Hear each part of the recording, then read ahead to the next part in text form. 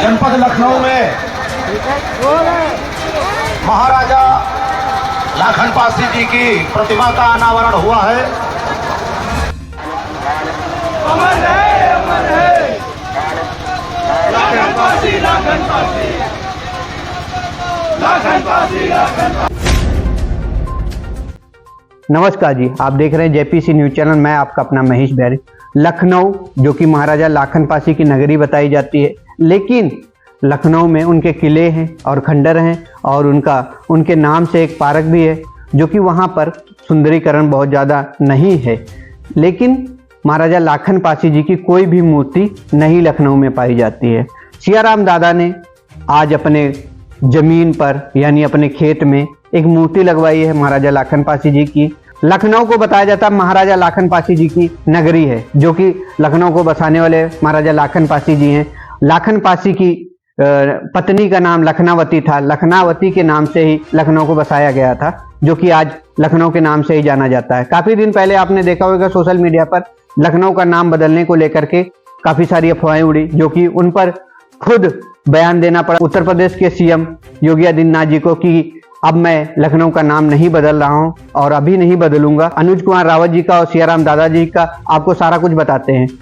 लखनऊ क्षेत्र बक्सी का तालाब जो क्षेत्र है, वहां पर सियाराम दादाजी रहने वाले हैं और वहीं पर एक मूर्ति लगवाई है महाराजा लाखन पासी जी की, जो कि बड़ी सुंदर है। आज उद्घाटन था, काफी सारे पासी समाज के संगठन भी पहुंचे, जो कि उद्घाटन करने के लिए राम बाबू पासी भी पहुंचे। अखिल भारतीय पासी महासभा के प्रदेश महासचिव वहां पर उपस्थित रहे और अनुज कुमार रावत जी भी उपस्थित रहे। संबोधन के दौरान अनुज कुमार रावत जी क्या कुछ कह रहे हैं, आओ सुनते हैं।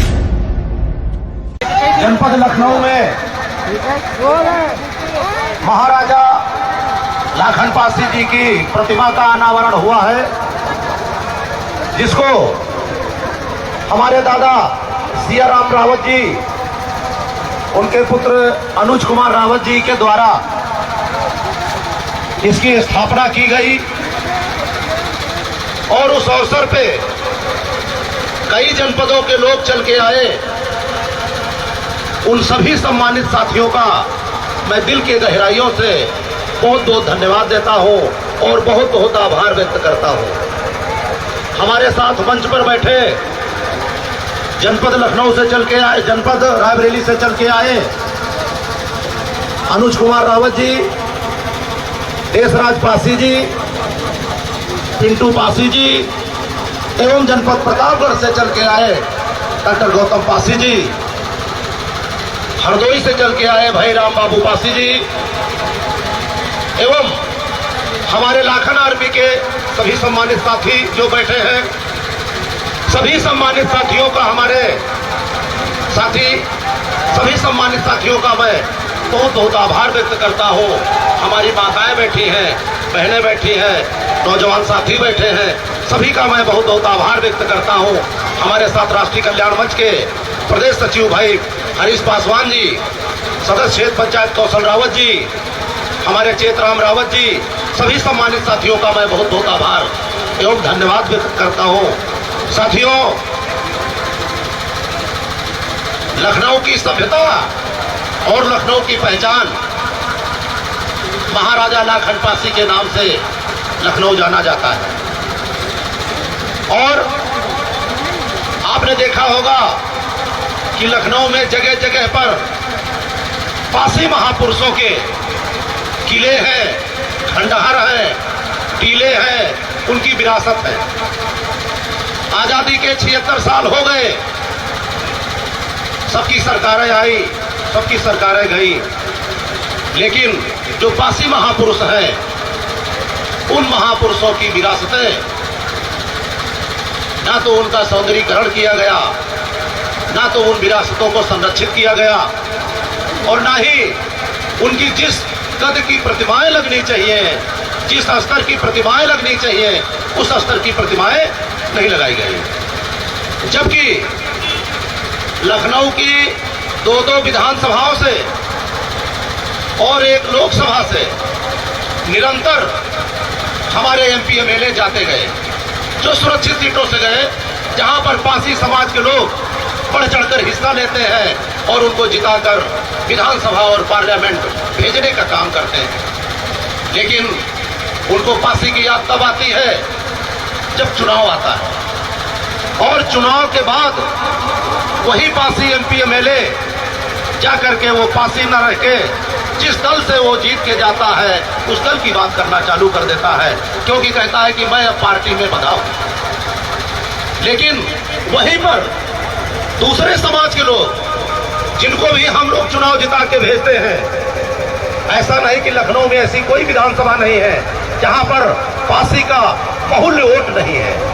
चाहे लखनऊ उत्तर हो, चाहे लखनऊ पश्चिम हो, चाहे लखनऊ दक्षिण हो, और चाहे लखनऊ पूर्वी हो, चाहे कैंट हो, चाहे सरोजनी नगर हो, चाहे मोहनलालगंज हो, चाहे बीकेटी हो, चाहे मलिहाबाद हो, लखनऊ की 9 विधानसभाओं में हर जगह आपको फांसी मिलेगा। लेकिन सबसे बड़ी शर्म की बात तो तब है जब लखनऊ का नाम बदलने के लिए एक प्रतापगढ़ के सांसद संगम लाल गुप्ता उन्होंने बोला कि लखनऊ का नाम लक्ष्मणपुरी होना चाहिए। और जैसे ही ये खबर टीवी, रेडियो, अखबारों में फैली तो जितने भी सामाजिक संगठन थे उनके आग लग गई। आग इसलिए लग गई कि लखनऊ को बसाने वाले महाराजा लाखन पासी हैं, जो इसकी सभ्यता बचाए रखा और आक्रांताओं से लड़ने के लिए वीरांगना उदा देवी पासी ने 36 अंग्रेजों को मौत के घाट उतारा। और आप कह रहे हो कि लखनऊ का नाम लक्ष्मणपुरी होना चाहिए। लक्ष्मण का यहाँ कोई योगदान नहीं, राम के भाई लक्ष्मण, उनका यहाँ कोई योगदान नहीं। अगर उनको कहीं लक्ष्मण के नाम से जिला बनाना है, शहर बनाना है, तो जहां इच्छा हो वहां बनाए। लेकिन हमारे लखनऊ की तरफ अगर किसी ने नजर उठा के देखी तो फिर हम बंदूक भी चलाना जानते हैं और तलवार भी चलाना जानते हैं, क्योंकि हम पासी हैं। तो साथियों, हम लोगों ने तुरंत धरना प्रदर्शन शुरू किया। कुछ हमारे साथी इको गार्डन में धरना लगाए, कुछ हमारे साथी हम लोगों ने हजरतगंज में हम नेतृत्व कर रहे मंत्री योगी आदित्यनाथ जी को बयान देना पड़ा कि मैं लखनऊ का नाम अभी बदलने नहीं जा रहा हूं। बयान देना पड़ा क्योंकि लखनऊ में 10 लाख पासी है। जिस समय ये 10 लाख पासी इधर चलेगा तो हाहाकार मच जाएगा। ये बात माननीय मुख्यमंत्री जी के भी समझ में आ गई। उन्होंने बयान दिया कि मैं लखनऊ का नाम अभी बदलने नहीं जा रहा हूं। तो साथियों, आज जरूरत है हमारी एकता की, आज जरूरत है हम एकजुट होकर रहें। हमें जरूरत है हमें एकजुटता दिखाने की। आज दादा सियाराम रावत जी ने जो कार्यक्रम ये किया, ये प्रतिमा लगाया, मैं मानता हूं मेरे समाज में एमपी एमएलए भी हैं, उनकी सैकड़ों मतलब बहुत संपत्ति होगी, करोड़पति होंगे, अरबपति होंगे। लेकिन अगर आपने कोई सामाजिक काम नहीं किया, अपने महापुरुषों की प्रतिमा नहीं लगाई, तो आपका पैसा वो सिर्फ आपके काम आएगा। लेकिन जो दादा सियाराम रावत जी ने किया है, जिन्होंने समाज का नाम गर्व से ऊंचा कर दिया, क्योंकि बहुत कम ऐसे लोग होते हैं जो समाज के लिए लड़ते हैं। अपने लिए तो सभी लड़ते हैं, सभी लोग अपने लिए काम करते हैं, सभी लोग अपने लिए व्यापार करते हैं, सभी लोग अपने लिए पैसा कमाते हैं और पैसा खर्चा करते हैं। लेकिन जो लोग समाज के लिए काम करते हैं वो ऐतिहासिक कार्यक्रम होता है। आज ये इतिहास में नाम दर्ज हो गया, दादा सियाराम रावत जी का नाम इतिहास में दर्ज हो गया, क्योंकि लखनऊ को बसाने वाले महाराजा लाखन पासी की प्रतिमा का उन्होंने लगवा करके उन्होंने सिद्ध कर दिया कि हम महाराजा लाखन पासी के वंशज हैं। तो साथियों, आज आप देख रहे हैं कि हमारे एमपी एमएलए हमारी आवाज नहीं उठाते, लेकिन उसके लिए जो सामाजिक संगठन चल रहे हैं, आज पूरे प्रदेश में, पूरे देश में अगर शोषण अत्याचार होता है तो जिनको हम चुन के भेजते हैं एमपी एमएलए, वो भले ही आवाज ना उठाए, लेकिन जो सामाजिक संगठन होते हैं सबसे पहले वो आंदोलन खड़ा कर देते हैं। अभी रायबरेली में 1 साल पहले धरना प्रदर्शन हुआ था, अर्जुन पासी की हत्या हुई थी, उसमें कम से कम 40 लोगों के नाम जब्त हुए थे। उस मामले में हमको भी हाउस अरेस्ट किया गया था, जबकि रायबरेली से हमारे घर की दूरी कम से कम 70-80 किलोमीटर, यानी मेरा घर गोसाईगंज में पड़ता है। मेरे घर को पुलिस ने छावनी बना दी कि अनोद रावत को निकलने नहीं देना है। 2 दिन तक हमको हाउस अरेस्ट किए। जब हमारे रायबरेली के साथी देशराज पासी वगैरह वहां कहा, एसपी से कहा कि अगर अनोद रावत को हाउस अरेस्ट से नहीं छोड़ा गया तो हम रायबरेली हाईवे जाम कर देंगे, तब हमको छोड़ा गया, तब हम वहां धरना प्रदर्शन में शामिल हुए। तो साथियों, आज जरूरत है, समाज के ऊपर अगर शोषण अत्याचार हो रहा है तो हमें एकजुट होने की जरूरत है। वो चाहे हम किस दल के हैं, आप दल में किसी रहो, क्योंकि आप दलों में बटे हो, इसीलिए आपकी कोई हैसियत नहीं है। जिस दिन एक जगह आप हो जाओगे उस दिन आपका सब कुछ होगा। आप ही का मुख्यमंत्री होगा और आपका डिप्टी सीएम होगा, सब कुछ आपको होगा। लेकिन जो चंद लोग अपनी कुर्सी के लिए तमाम प्रकार के राजनीतिक दलों में समाज को गुमराह किए और कहते हैं समाज एकजुट नहीं हो पा रहा, वो लोग कहते हैं समाज एकजुट नहीं हो पा रहा।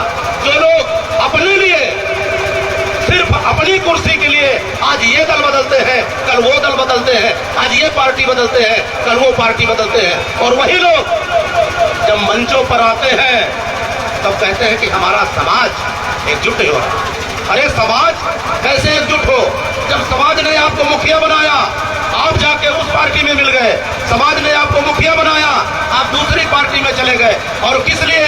सिर्फ एमपी एमएलए बनने के लिए। तो एमपी एमएलए बनके कोई नेता नहीं बनता है, सिर्फ आप एमपी एमएलए तक सीमित रह गए। जब आप विधानसभा में और पार्लियामेंट में आपने अपने समाज की आवाज नहीं उठाई तो आपका एमपी एमएलए बनने का सिर्फ, हाँ ये जरूर है कि आप पैसे वाले हो जाएंगे, आपके पास पेट्रोल पंप हो जाएगा, आपके पास गैस एजेंसी हो जाएगी, लेकिन आप समाज के नेता नहीं बन पाओगे, क्योंकि समाज के नेता वही बनेगा जो समाज के ऊपर हो रहे शोषण, अत्याचार और जुल्म पर खुलकर आवाज उठाएगा, वो हमारे समाज के नेता होगा। साथियों, बड़ी लंबी चौड़ी बात ना करके, वक्ता बहुत है, और मैं पुनः दादा सियाराम रावत जी को बहुत बहुत धन्यवाद और बधाई देता हूं, और वादा करता हूं कि आप जब भी कार्यक्रम करेंगे तो राष्ट्रीय कल्याण मंच के लोग हमेशा आपके साथ रहेंगे। जब तक हम रहेंगे तब तक आपके कार्यक्रम में आएंगे, क्योंकि आपने दिल जीत लिया, और मेरे ख्याल से ये पहली प्रतिमा है इस क्षेत्र में और आसपास के क्षेत्रों में ये पहली प्रतिमा है। तो आप बधाई के पात्र हैं और संचालन कर रहे हैं हमारे साथी का बहुत बहुत धन्यवाद, और जो दूर दूर से हमारे साथी आए हैं सभी का बहुत बहुत धन्यवाद। साथियों, आपसे एक गुजारिश और है, आप कुछ भी करिए लेकिन अपने बच्चों को पढ़ाइए, क्योंकि शिक्षा वो शेरनी का दूध है जो जितना पिएगा उतना दहाड़ेगा। मेरे माँ बाप ने भी मुझको मजदूरी करके पढ़ाया, मेरी माता जी भी मजदूरी करने जाते थे, पिताजी भी मजदूरी करने जाते थे, उन्होंने मजदूरी करके पढ़ाया। लेकिन आज जब हम पढ़ लिख गए तो आज समाज में बताने की जरूरत नहीं पड़ती है कि हम कौन हैं। तो साथियों, कोई जरूरी नहीं कि हमको पढ़ने से नौकरी ही मिल जाएगी, कोई जरूरी नहीं कि हम बहुत बड़े आदमी बन जाएंगे, लेकिन ये एक बात बहुत जरूरी है कि आप शिक्षित हो जाओगे तो आपके अंदर इतना ज्ञान जरूर आ जाएगा कि अपने भाइयों को पहचानना चालू कर दोगे, अपने समाज को पहचानना चालू कर दोगे, अच्छे कपड़े पहनना चालू कर दोगे, और अच्छे संस्कार आपके अंदर आ जाएंगे।